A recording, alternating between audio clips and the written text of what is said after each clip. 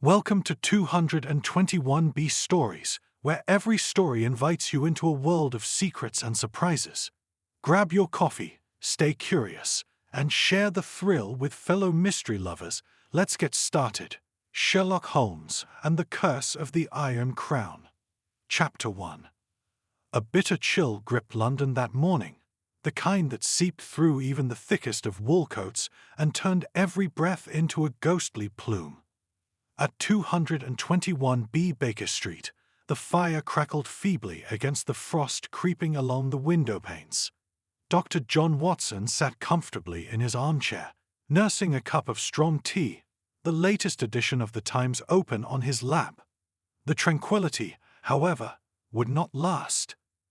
There was a sharp knock at the door. Mrs. Hudson, the ever-dutiful landlady, answered with her usual briskness, and moments later, a man stumbled into the sitting room. His overcoat was soaked through from the lingering morning fog, and his hands trembled as he held out a sealed envelope. "For Mr. Sherlock Holmes," he croaked, his voice strained with fear. Holmes, who had been reclining on the settee with his eyes closed, sprang to attention. He accepted the envelope with curiosity, noting the expensive parchment and wax seal pressed with a curious emblem. A crown encircled by serpents. "Curious," Holmes murmured. "This seal belongs to the Hawthorne family. Watson, do you recall Lord Hawthorne? Military man turned philanthropist. A spotless reputation, or so it seems."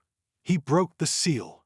Watson leaned forward, catching sight of the letter's elegant script, its words precise yet ominous. "Stay away from the Iron Crown. To pursue this matter is to court ruin. Not all relics should be unearthed. Heed this warning or suffer the consequences." Holmes's lips curled into a faint smile. "How delightfully melodramatic," he said. "And how futile. Whoever sent this intends to frighten me off. Therefore, the matter must be of great importance." Before Watson could respond, another knock came. Mrs. Hudson ushered in a tall man with silvering hair and weary eyes. Lord Hawthorne himself. "Mr. Holmes," Hawthorne began, shaking off his damp coat, "I apologize for the abrupt visit. I require your expertise. There has been an incident." Holmes gestured for him to sit. "I surmised as much. It concerns the Iron Crown, does it not?" Lord Hawthorne's eyes widened. "How?" He paused, composing himself. "Yes, the family heirloom was stolen last night from Hawthorne Hall. But that is not the worst of it." His voice dropped to a near whisper. "My brother, Edward, is dead, found lifeless in his study. The local authorities chalk it up to natural causes, but I suspect foul play." Watson exchanged a glance with Holmes. The timing of the theft and death could not be coincidence. "You mentioned the Iron Crown," Holmes said. "A relic with a storied past. Some say it brings misfortune to those who possess it." Hawthorne grimaced. "Old wives' tales. But the timing of these events, I can't ignore them." Holmes rose, already reaching for his coat. "Fear not, Lord Hawthorne. We shall accompany you to the estate. There is something to be said about threats delivered in darkness. They rarely withstand the light of inquiry." The journey to Hawthorne Hall was grim, the carriage wheels rattling over cobbled streets slick with rain. Outside the city's confines, fog thickened, cloaking the countryside in a pall of grey. Watson noted Holmes's gaze fixed on the horizon, his mind undoubtedly sifting through possibilities. As they neared the manor, its silhouette emerged. Hawthorne Hall loomed like a relic from another era, stone walls weathered by time and the relentless sea winds.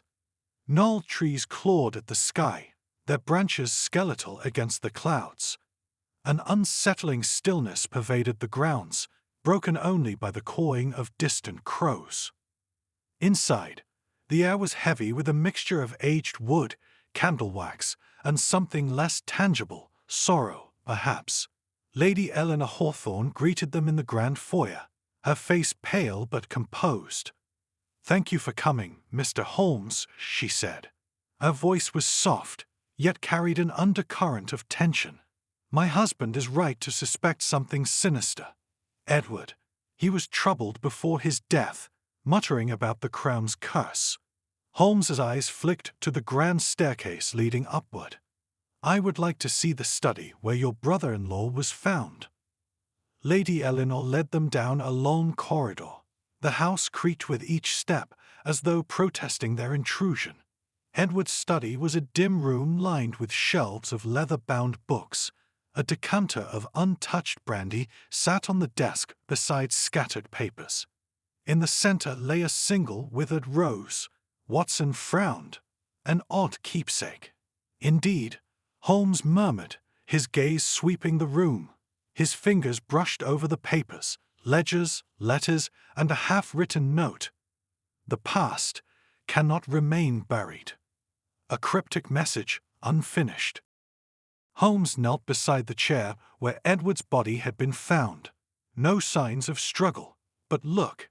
He pointed to the floorboards beneath the desk, faint scuff marks indicating something had been moved. Sliding the desk aside revealed a concealed compartment, empty save for a scrap of velvet, the kind used to cushion valuables.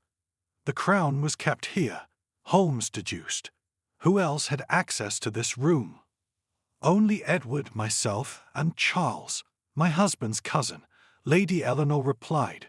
Her eyes flicked away as she mentioned the cousin's name. Holmes noted the glance, but said nothing. He stood, smoothing his coat. "I shall require interviews with everyone in the house, but first, Watson, let us examine the gallery where the crown was displayed." They ascended to the second floor.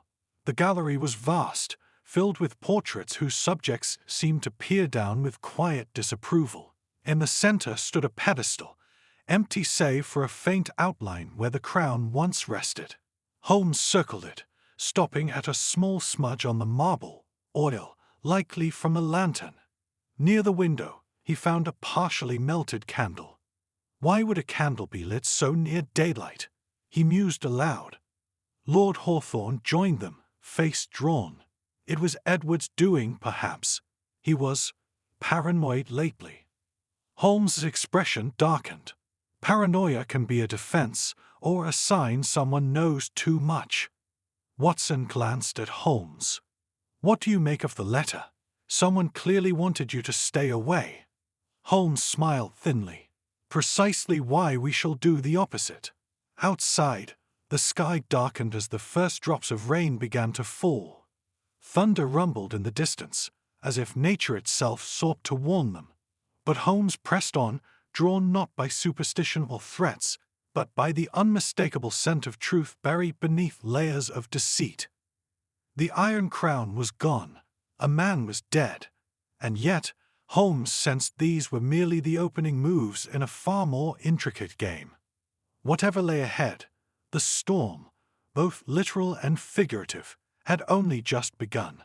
Before moving to the next chapter, let us know where you are watching from, and if you love stories like this, subscribe to the channel, because tomorrow we have another incredible story waiting for you. Chapter 2. Under a sky churning with storm clouds, the carriage wheels ground to a halt before Hawthorne Hall. It was a sprawling estate that seemed carved from the very cliffs it perched upon, its dark stone facade battered by the salty winds from the sea below. Windows glistened with condensation, casting back distorted reflections of the world outside. Watson stepped down from the carriage, pulling his coat tighter against the sharp wind, while Holmes surveyed the manor with a calculating gaze. Lord Hawthorne ushered them through the heavy oak doors into a grand foyer lit by flickering wall sconces.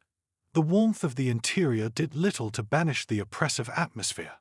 An enormous chandelier, its crystals dulled with age, loomed overhead. Portraits lined the walls, their painted eyes following each movement with unnerving intensity. Holmes's gaze swept the space before settling on a figure descending the staircase. "Ah," Lord Hawthorne muttered, "my cousin, Charles." Charles Hawthorne was a man in his early 40s with a lean build, a pencil-thin mustache, and eyes that darted between guests with restless energy. His hand extended stiffly. "Sherlock Holmes, Dr. Watson, I trust you'll bring clarity to this circus." His tone brimmed with irritation, though whether at the crime or the inconvenience was unclear. Holmes accepted the handshake without warmth. "Circus implies spectacle, Mr. Hawthorne. I assure you, I seek truth, not entertainment." Charles's lips curled into a smirk. "Well, good luck with that. This family is rife with secrets, most better left buried." Holmes tilted his head. Secrets often have a habit of surfacing at the most inopportune times. Their conversation was interrupted by the arrival of Lady Eleanor. She wore a deep blue gown, the fabric heavy and old-fashioned, her face pale but composed. Her voice was soft yet carried steel beneath the surface. "If you've finished exchanging pleasantries, perhaps we can focus on the matter at hand. Lillian is waiting in the drawing room." Lillian Hawthorne was the niece, young, radiant, her beauty accentuated by a cascade of dark hair. Her demeanor, however, was one of forced calm. She sat poised on a velvet settee, gloved hands folded demurely in her lap. As Holmes and Watson entered, she offered a smile that didn't reach her eyes. "Miss Hawthorne," Holmes greeted, settling into a nearby chair. "You were present the night the crown disappeared." She nodded. "We all were. Uncle Edward insisted we dine together, claimed it was important." Her voice faltered. "He mentioned something about the past catching up with us." Holmes's gaze sharpened. "Did he specify what that meant?" Lillian shook her head. "He was always cryptic. I thought it was another one of his moods. He became, odd these past few weeks, paranoid." "And after dinner?" Watson asked. "I went to the garden, needed air. When I returned, there was commotion, servants running about. That's when I learned the crown was gone, and Uncle Edward was found dead." Holmes leaned forward. "Your absence during the critical window is convenient." Her smile tightened. "Are you accusing me, Mr. Holmes?" "Merely noting facts. Convenience and guilt are not synonymous, but they do, at times, share proximity." Charles snorted from across the room. "If you're looking for suspects, I'd start with Richard. The man hated Uncle Edward." Holmes's brow lifted.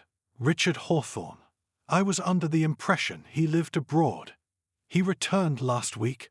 Lady Eleanor interjected, her tone wary. "Claimed it was to reconcile, but tensions flared instead. Edward accused him of ulterior motives." Holmes glanced at Watson. "A family dinner with undercurrents of betrayal. Delightful." A servant entered quietly. "Pardon me, milord. Richard Hawthorne has arrived." Moments later, Richard strode into the room, a man whose rugged exterior and travel-worn attire contrasted sharply with the Mayor's opulence. His eyes, however, were sharp. "So this is the famous Sherlock Holmes," he drawled. "Come to unearth family skeletons." "That depends," Holmes replied, "on how deeply they're buried." Richard chuckled humorlessly. "I didn't steal the damn crown, and I didn't kill my father, if that's where your thoughts lie." Holmes's gaze didn't waver. "No one mentioned you were Edward's son. Interesting omission." Lady Eleanor stiffened, color draining from her cheeks. Richard shot her a look. "Family politics," he muttered. "Edward never acknowledged me publicly. Didn't fit his precious image." Holmes steepled his fingers. "And yet you attended this gathering. Out of filial piety?" Richard's jaw clenched. "I came for what's rightfully mine.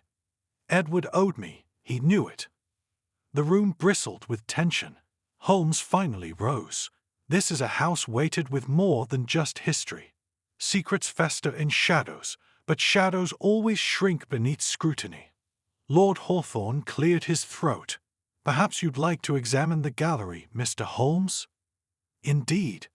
They ascended to the second floor, the corridor narrowing as they approached the gallery doors. Holmes paused, fingers tracing faint scratches along the frame, recent and deliberate. Inside, the gallery stretched before them, portraits, relics, and the empty pedestal where the iron crown once gleamed. Holmes crouched beside it, his gaze sharp. Watson, observe the base. Residue of oil, consistent with lantern use, and here, footprints, faint but distinct. Someone wearing heeled boots. Charles glanced down at his polished shoes, irritation flaring. Not mine, if that's your implication. Holmes's lips quirked, merely noting observations. His gaze shifted to a window partially ajar. Rain hasn't reached the sill. Opened recently, then closed again. Someone used it for access or escape. Lord Hawthorne frowned. But the estate is secured. Guards posted at the grounds. Holmes straightened. Guards see what they expect. Thieves rely on that. His gaze turned back to the pedestal. Tell me, who knew the crown's display case was modified with a false bottom? Silence met the question until Lillian spoke, voice hesitant. Only family, and Edward's valet, perhaps. Holmes's eyes gleamed. Then our pool of suspects narrows. Thunder rumbled ominously, rattling the window panes. Outside, rain began to lash against the glass. Holmes glanced toward the storm. Pressure builds, inside and out. Secret strain against confinement. Watson muttered. Feels as if this house itself is holding its breath. Holmes smiled faintly. Indeed, but breath, Dr. Watson, cannot be held indefinitely. Lightning flashed, casting stark illumination across the room. In its brief glare, the family portraits seemed to twist, faces frozen in knowing grimaces. The storm had arrived in earnest, but Holmes sensed that the true tempest was yet to break. Chapter 3. As the storm raged outside, the flickering candlelight in the gallery cast eerie shadows against the walls, bending and twisting the faces of the long-dead ancestors who stared down from their gilded frames. Holmes and Watson stood motionless, taking in the scene before them. The vast room, with its silent portraits and the empty pedestal, was charged with tension.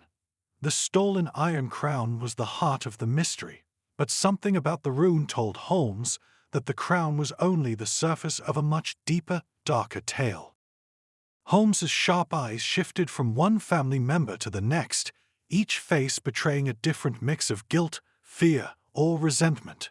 We are, it seems, surrounded by deceit and half-truths, he muttered under his breath, more to himself than to Watson. The theft of the crown and Edward's death, they are not isolated events. There is a connection, one that is hidden behind layers of carefully constructed facades. Charles Hawthorne, standing just outside the circle, shifted uncomfortably. What are you insinuating, Holmes? That my cousin was involved in some sort of plot to deceive us all. Holmes's eyes glinted with a cold intensity. Not exactly. But there is more to this than simply a stolen object or a family dispute. The Iron Crown was never just an heirloom. It was a symbol, a legacy, and with that came power. Power that could shift hands under the right circumstances. Lord Hawthorne's face darkened, his hands clenching at his sides. You're implying that someone here would kill for such a thing. His voice was heavy with disbelief, but Holmes caught the subtle tightening of his jaw, a sign that something deeper stirred within him. I'm implying that the crown is more valuable than you realize, Holmes replied smoothly. It is not just a relic, it is a key to a legacy, to wealth, and to a family's future. And in some cases, such keys are worth more than life itself. Lady Eleanor, standing beside her husband, looked away. Her hands were clasped so tightly in front of her that her knuckles turned white. This is madness, she whispered. My husband, and Edward's death. It's all connected, yes, Holmes interrupted, his voice cutting through the silence. But the connection is not yet clear. Someone here is hiding something they're desperate to protect. He turned to Lillian, whose porcelain face had gone ashen. "Miss Hawthorne," Holmes began, his voice as soft as it was probing, "you mentioned earlier that Edward was becoming paranoid in his final days. Do you know what he was truly afraid of?" Lillian swallowed hard before answering. He said someone would betray him, that the crown would lead to our family's ruin, but he never told me who." Holmes nodded, his sharp mind already piecing together fragments of the puzzle. A man who fears betrayal, it is often because he has already betrayed others. His words hung in the air, thick with implication. Lord Hawthorne shifted uncomfortably. "That's not possible," he muttered, more to himself than anyone else. "Edward was never like that." "Perhaps you didn't know him as well as you thought," Holmes said quietly. "Perhaps Edward saw in the mirror what you have not been willing to acknowledge. That the curse of the Iron Crown is not merely superstition, but a reflection of the corruption that it breeds."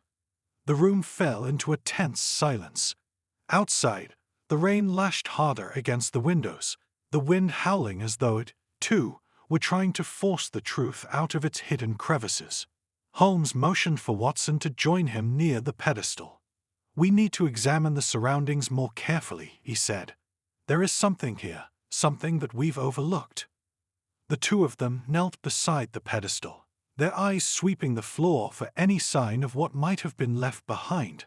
Holmes's fingers brushed across the cold marble, then stopped abruptly. There, in the corner, was a faint mark, something pressed into the dust, something small yet purposeful.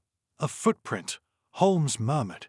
He gently dusted it away, revealing a small but distinct imprint of a boot, narrow, sharp, with a raised heel. A woman's heel, most likely, not the kind worn by the men of this house. Lillian's eyes widened. "That's impossible," she exclaimed. I haven't worn heels in weeks." Holmes's gaze didn't waver from the mark. "What's impossible is that you're so eager to deny something that you can't explain. You see, Miss Hawthorne, the truth has a way of slipping past us when we're not looking. And sometimes the smallest detail can speak louder than any confession." Richard Hawthorne, who had been silent until now, suddenly spoke up, his voice low and tight. "You think it was Lillian? Do you think she killed Edward?" There was a strange bitterness in his words, as if he were testing the air, waiting for a reaction. Holmes turned his gaze toward him, his expression unreadable. "I think you would do well to pay attention to the details, Richard. You may not be so innocent in this matter either." The accusation hung in the air like a blade poised to strike. Richard's face twisted in anger. "You don't know anything about me, Holmes. You don't know what it's like to be trapped in this family." "Perhaps not," Holmes replied smoothly, "but I do know what it's like to uncover secrets buried under layers of lies, and that's exactly what I intend to do here." The tension in the room had escalated to a boiling point. The storm outside raged with relentless fury, the winds howling as though to drown out the growing unease within the Manor's walls. Holmes stood, his eyes now scanning the room for the final piece of the puzzle. "There's more here than just theft, or even murder. The crown is the key to something greater, something darker, and I intend to find out what." As Holmes's words echoed through the gallery, the flickering candlelight seemed to dance more erratically, casting shadows that swirled and stretched like ghosts seeking escape. The game was afoot, and the truth was drawing closer with each passing moment. But in a house filled with so many secrets, Holmes knew that the final revelation would be far more complex than any of them could have imagined. Chapter 4. The storm continued its relentless assault, the wind howling through the cracks in the ancient manor as the rain pounded against the windows with a force that seemed to shake the very foundation of Hawthorne Hall. Inside, the family remained on edge, each person clutching their composure with varying degrees of success. Holmes, Watson, and the Hawthornes stood in the dimly lit gallery, the air thick with suspicion and tension. Holmes's gaze never wavered from the family. He could sense the walls closing in, the threads of the mystery tightening around them all. A murder had occurred. A relic had been stolen. But what was truly at the heart of it? The Iron Crown, certainly. But Holmes knew there was more. There was a deeper motive, something buried under layers of deception. He turned to the others. We're all here, and yet we know so little of what really happened that night. Who truly benefits from this theft and death? The room fell silent. Lord Hawthorne, his face drawn and wary, glanced from one person to the next before speaking, his voice heavy with uncertainty.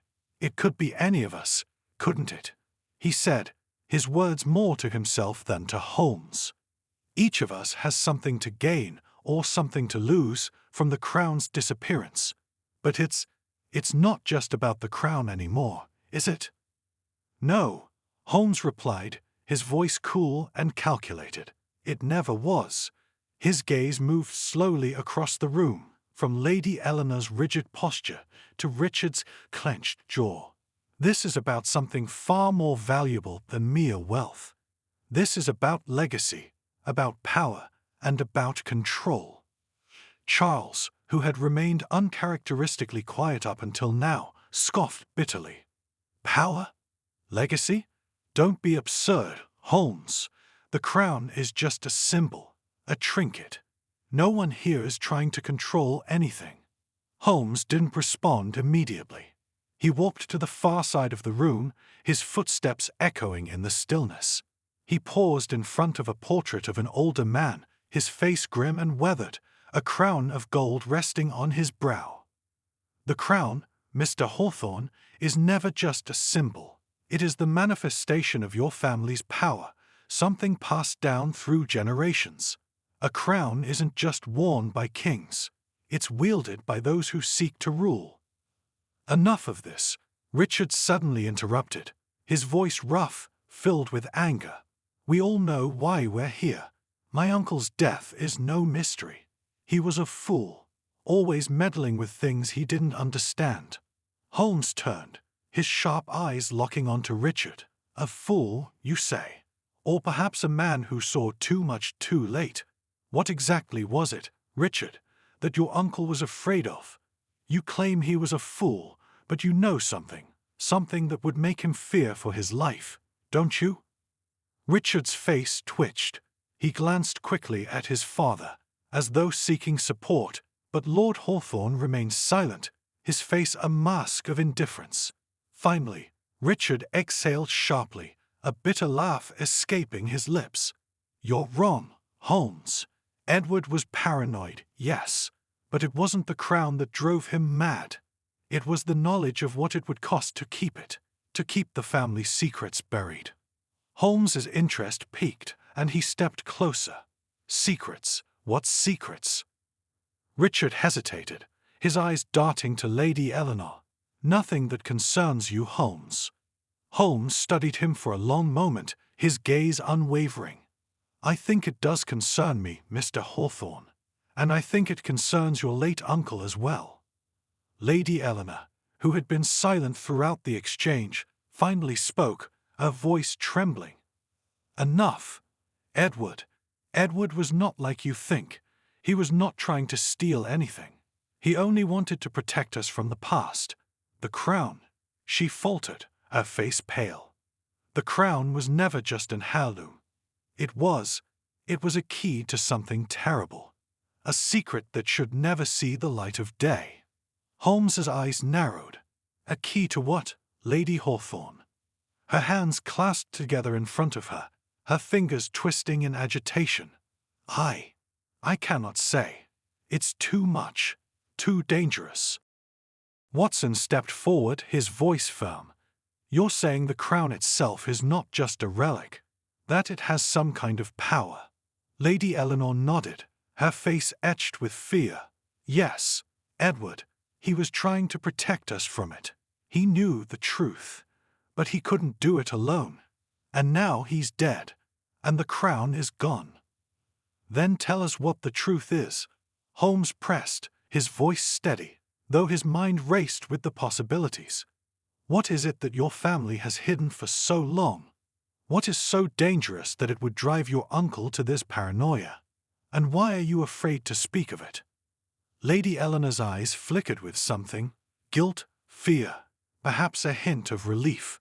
She opened her mouth as if to speak, but a sudden sharp cry broke the tension. The sound was high-pitched and frantic. Lillian, standing across the room, had collapsed to her knees, clutching her chest as though in agony. "Lillian!" Lady Eleanor screamed, rushing to her side. "What is it? What's wrong?" But Lillian's eyes were wide, her face pale, her breathing shallow. It's happening," she whispered hoarsely. "The curse. It's all true. It's happening again." Holmes moved swiftly, kneeling beside her. "What are you talking about, Miss Hawthorne?" Lillian's lips trembled, her voice a hoarse whisper. The curse of the crown. It's always been there. And now it's coming for us, one by one." Holmes stared at her, his mind racing. The crown, the secrets, the curse, everything was coming together in a way that felt both logical and utterly chilling. He stood up slowly, turning to the others. "I believe it's time for us to see the crown," he said quietly, his voice firm. "And perhaps then the true story of your family will finally be revealed." As they moved toward the door, a sense of dread gripped the air, the storm outside now seeming like a mere whisper compared to the dark revelations that lay ahead. The Iron Crown was no longer just a symbol of power. It was a key to something far darker, and Holmes was about to unlock its terrible secret. Chapter 5. The tension in the room was suffocating as Holmes, Watson, and the rest of the family gathered in the dimly lit hallway, the sounds of the storm outside still raging against the windows like some distant, inevitable force. Lady Eleanor's words echoed in Holmes's mind, and he found himself questioning just how deep the family's secrets ran. The Iron Crown, whatever power it held, had undoubtedly played a pivotal role in the tragic events unfolding within these walls. And as each layer of the mystery peeled back, it became clear that nothing in this manor was as it seemed. Lady Eleanor led the way to a small, secluded room at the far end of the corridor. It was hardly a grand chamber, but it was here that the Iron Crown had been kept for generations. As Holmes and Watson entered, their footsteps muffled by the thick, old carpet, Holmes's eyes scanned the room methodically. Shelves of ancient books lined the walls, their pages yellowed with time, but the true focus of the room was a simple pedestal in the center. Upon it sat a velvet-covered box, its presence unmistakable despite its modest appearance. Holmes stepped forward, his fingers brushing lightly over the surface of the box. The material was rich and deep, but it held a strange, almost unnerving weight, as if something within it was waiting, watching. Lady Eleanor moved beside him, her face taut with anxiety. "Here it is," she said quietly. "The crown." Holmes turned to face her. "And the curse, Lady Hawthorne. It's not just a story, is it? The crown, its significance goes beyond the family's legacy. It's about control, about power. What is it that your family has been hiding all these years?" Lady Eleanor's eyes shifted uncomfortably, and for a moment, Holmes wondered if she would tell him. But instead, she simply nodded toward the box. "It was never meant to leave the family," she said, her voice barely above a whisper. "Edward was the last one who truly understood its value. And now it's gone. And with it, the past has come back to claim us." Holmes's curiosity deepened. He reached for the box slowly, his fingers moving with precision. There was something about the way she spoke, something she wasn't telling him. As the lid opened with a faint creak, the Iron Crown lay before them, resting on a bed of rich, crimson velvet. The metal gleamed faintly in the soft light, its intricate design unmistakable. But it was not the crown itself that caught Holmes' attention. It was the space surrounding it. A faint indentation in the velvet, as though something had been removed recently. Something small, something valuable. Holmes lifted the crown gently, inspecting the pedestal beneath it. There was a peculiar latch hidden within the base, a mechanism that had been recently disturbed. With careful precision, Holmes pressed it, and the pedestal clicked open, revealing a hidden compartment. Inside lay a single letter, the edges yellowed with age but still legible. "Read it," Holmes muttered, holding the letter up to the light. It was addressed to the Hawthorne family, written in elegant script, but the message was blunt. "The price for your family's power is always paid in blood. The crown shall be returned, or the past will return to claim what it is owed." Holmes's mind raced. The crown isn't just a symbol of legacy. It's a key to something much darker. This letter, it's a warning. Lady Eleanor's face paled. "That letter. It's from the same person who warned Edward. The same person who sent you the message." Holmes's eyes narrowed. "And who exactly is that?" "I don't know," she replied, her voice trembling. "But Edward did. He spent weeks, months, trying to find out, but every time he came close to the truth, the answers slipped further from his grasp. He started locking himself away, reading through the family's archives. It drove him mad. And that's when the crown disappeared," Holmes said, piecing the timeline together.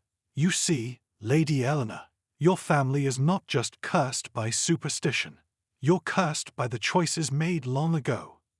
The crown was never a relic of mere wealth. It's a symbol of a pact." "A pact?"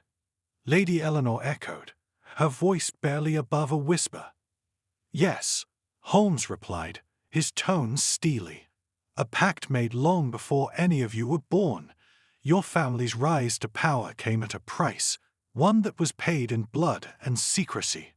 The crown is the symbol of that price." Suddenly, there was a loud bang from the hallway, followed by shuffling footsteps. "It's him." Lillian's voice rang out from the door, panic lacing every syllable. "He's come back. He's here." Holmes rose to his feet, his instincts kicking in. "Who?" Before anyone could respond, the door slammed open, revealing Richard standing in the doorway, his face flushed with exertion. "It's too late," he said, his voice hoarse. "You're too late, Holmes. The curse, it's already begun. You should have stayed away, just like the letter said. Now we all suffer for it." Holmes regarded him coolly. "You seem to know a great deal about this curse. Tell me, Richard, what do you know about the pact your family made? About the blood that was spilled?"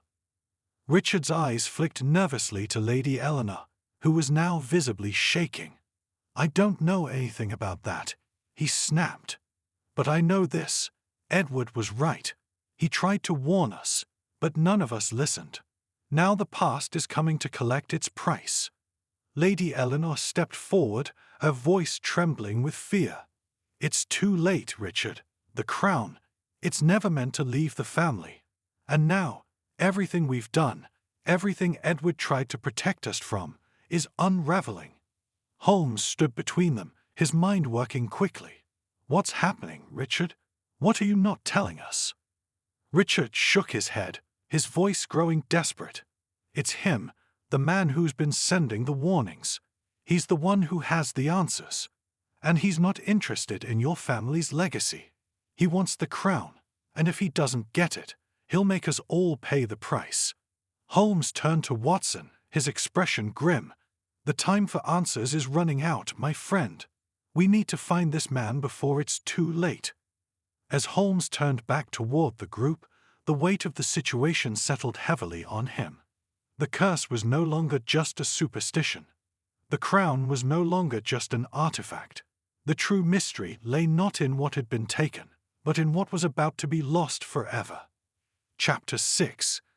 The atmosphere in Hawthorne Hall had thickened, the air charged with an unspoken dread that seemed to vibrate with the walls themselves. Holmes stood, his sharp eyes never leaving Richard, whose posture had now become defensive, as though he were trying to shield something invisible.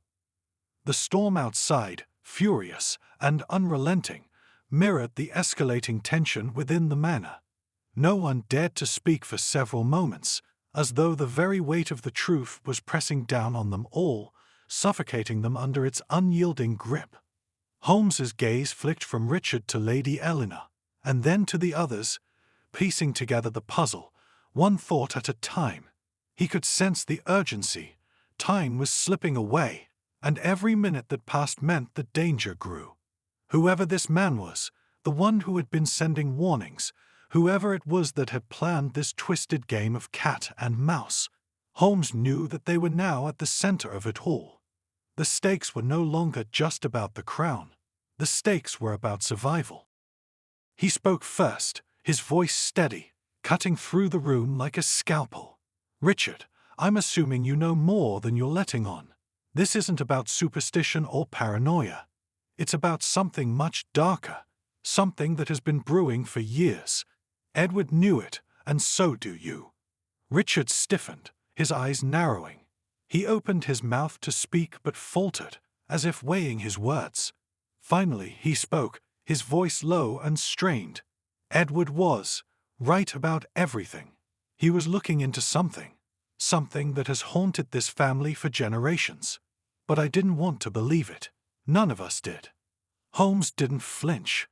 "What was he looking into, Richard?" Richard hesitated, then finally nodded, as if making a decision. He glanced at Lady Eleanor, who stood frozen in place, her hands wringing nervously. There was an agreement, a pact, made long ago, a bargain struck between the first Hawthorne and someone else, someone who promised power, wealth, everything.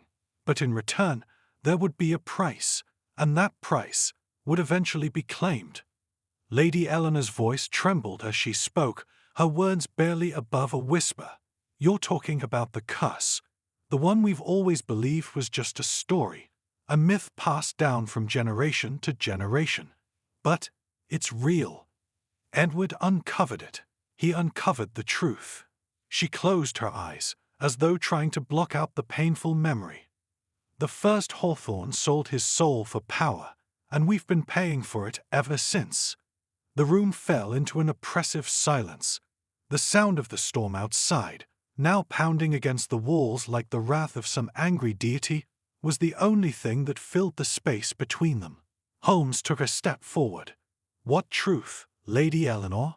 What exactly did Edward discover?" She shook her head, tears brimming in her eyes. "The crown. It's more than just a symbol. It's a binding artifact. The first Hawthorne used it to seal the pact. And that pact, it binds us all the heirs of the Hawthorne name. And when the time comes, it demands a sacrifice." Watson, who had remained silent up to this point, stepped forward, his voice full of disbelief. "A sacrifice? You're saying the crown is tied to murder?" Lady Eleanor didn't answer immediately. She simply nodded. Edward knew it was coming. He knew that one day the past would come to collect. He thought he could break the curse. He thought he could protect us. But the more he uncovered, the more he realized how far-reaching the consequences would be. Holmes's mind was racing, his thoughts colliding like gears in a machine.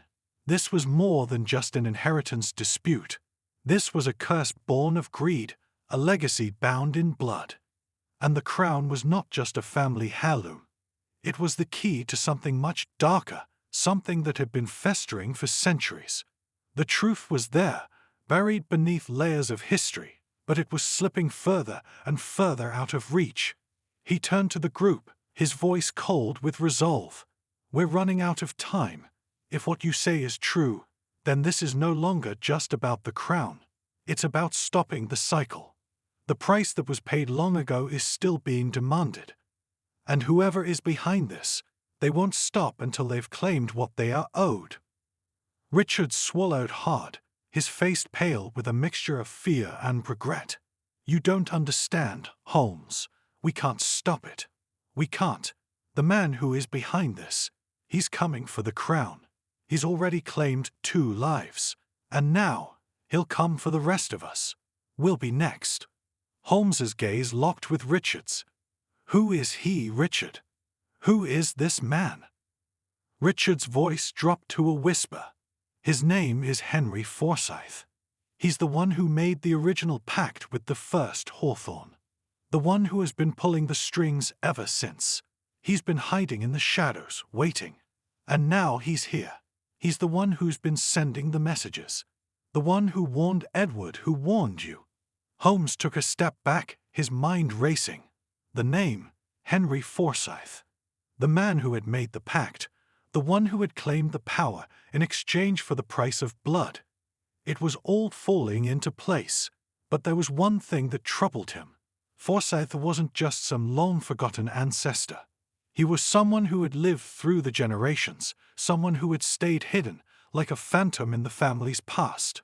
Holmes's eyes narrowed. "How do you know this, Richard? How can you be certain?" Richard shifted uncomfortably, glancing once again at Lady Eleanor, who avoided his gaze. Because I've seen him. I've seen Forsyth. In the archives. In the old portraits. He's there, watching, waiting." Watson turned to Holmes, his brow furrowing with confusion. "You think Forsyth is still alive, after all these years?" Holmes didn't answer immediately. Instead, he turned to Richard, his mind working furiously. "You said Edward tried to break the curse. How?" Richard's lips trembled. He was looking for Forsyth. He thought he could find him, confront him, but he never made it. Holmes's mind clicked into place. Forsyth had to be the key, and if they didn't find him first, the cycle would continue. "The time to act is now," Holmes said firmly. "We must find Forsyth before he makes his next move." As the storm outside reached its peak, Holmes knew they were on the brink of uncovering something far more sinister than any of them had anticipated. The past was no longer just a set of forgotten secrets. It was a living, breathing threat. And soon they would all have to face the consequences. Chapter 7. The winds howled relentlessly outside, their fury seeming to mirror the urgency that had taken hold of the group inside Hawthorne Hall. The storm raged like a primal force, the windows rattling as if nature itself sought to tear the manor apart. But within the walls of the estate, the true storm was only just beginning to gather. The answers they sought lay within the long-forgotten archives, hidden behind layers of lies, and the figure who had haunted the Hawthorne family for generations, the elusive Henry Forsyth, was now closer than ever. Holmes stood, his mind sharp, every detail falling into place like the pieces of a puzzle. He had heard enough, gathered enough, to understand the true danger that lay ahead. The crown, the cursed heirloom, was not just a family relic. It was the key to an ancient pact, a pact that had bound the Hawthornes to a shadowy figure whose presence had haunted them for centuries. And now, Forsyth was coming to claim what was rightfully his, just as the family's darkest secrets were about to be exposed. Holmes's eyes narrowed as he turned to the others. "We need to act quickly. Forsyth is no mere ghost from the past. He's very much alive, and he's been manipulating this family from the shadows. We must find him before it's too late."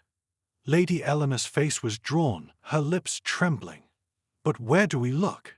We have no idea where he could be." Holmes's gaze flicked to the walls of the room, the old portraits hanging above the fireplace. The archives. If Forsyth has been here all along, hiding in plain sight, he will be in the records. The documents, the family journals, everything. It's all there. Without another word, Holmes strode toward the door, his eyes fixed with unwavering determination. Watson followed close behind, his mind still reeling from the revelations that had been unveiled. But there was no time for questions, no time for doubt. The clock was ticking, and the truth lay hidden within the very fabric of this house. They made their way through the twisting corridors, the faint echoes of their footsteps, the only sound breaking the oppressive silence. As they approached the family library, Holmes's pace quickened, the urgency of the moment spurring him on. The room was dark, the shelves lined with rows upon rows of books, their spines worn with age. But it wasn't the books themselves that concerned Holmes, it was what lay hidden beneath them.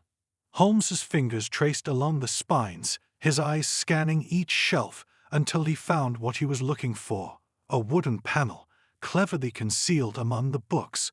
He pushed it open with a quiet click, revealing a hidden alcove behind the shelves. In the dim light, he could make out the shape of an old chest, its surface covered in dust and cobwebs. Holmes turned to Watson. "This is it. This is where it begins." The chest creaked as Holmes opened it, revealing stacks of yellowed papers, each one carefully tied with fraying string. As he flipped through the documents, his eyes scanned the lines of text, his mind moving faster than his hands. There were letters, journals, and official records, but they all seemed to blur together, tangled in a web of deceit. But then, one letter caught his eye. It was written in a hand that was sharp, elegant, yet undeniably frantic.